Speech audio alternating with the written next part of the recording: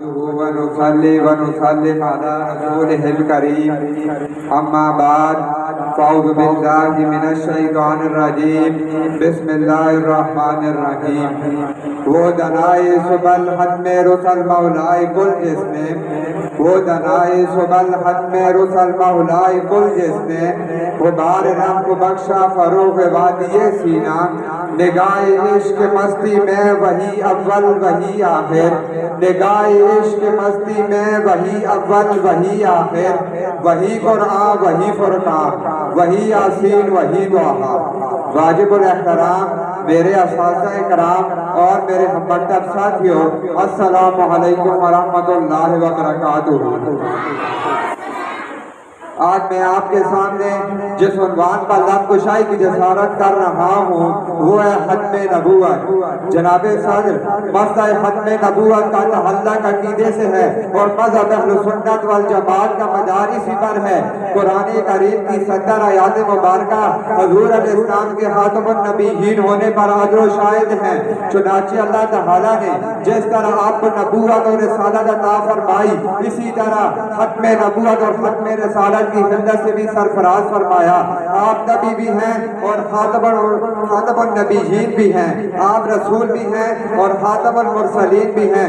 بات صرف یہی نہیں بلکہ آپ پر نبوت ختم ہو گئی ہے، اب کوئی نبی پیدا نہیں ہوگا اور رسالت ختم ہو گئی ہے، اب کوئی رسول پیدا نہیں ہوگا۔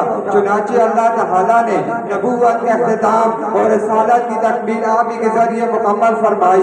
قرآن کریم میں ارشاد فرمایا واللہ متم نورہ ولو کری الکافرون، یعنی اللہ تعالیٰ نے یہ فیصلہ کر لیا ہے وہ حضرت محمد صلی اللہ علیہ وآلہ وسلم کو بھیج کر اپنے نور کو مکمل فرمائیں گے چاہے کافروں کو کیسا ہی ناگوار کیوں نہ ہو۔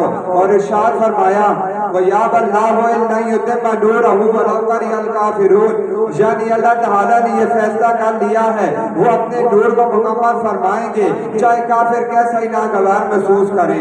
چنانچہ حجۃ الوداع کے موقع پر قرآن پاک کی ایک اور آیت مبارکہ نازل ہوئی، فرمایا اليوم اکملت لکم دینکم واتممت علیکم نعمتی ورضیت لکم الاسلام دینا، یقیناً آج ہم نے آپ کے لیے آپ کے دین کو مکمل کر لیا اور اپنی نعمت کا اتمام کر لیا اور آپ کے لیے اسلام کو بطور دین پسند کر لیا۔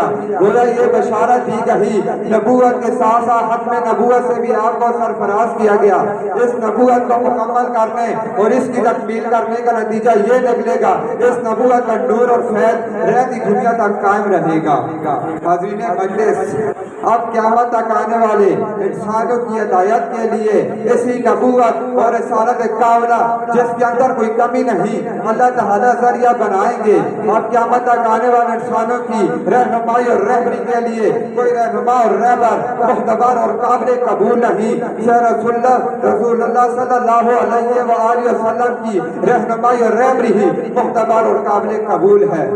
سرکار دو عالم صلی اللہ علیہ وآلہ وسلم نے ارشاد فرمایا انا خاتم النبیین لا نبی بعدی، میں آخری نبی ہوں میرے بعد کوئی نبی نہیں آئے گا۔ اور ارشاد فرمایا یعنی رسالت اور نبوت ختم ہو گئی ہے تو میرے بعد کوئی نبی اور رسول پیدا نہیں ہوگا۔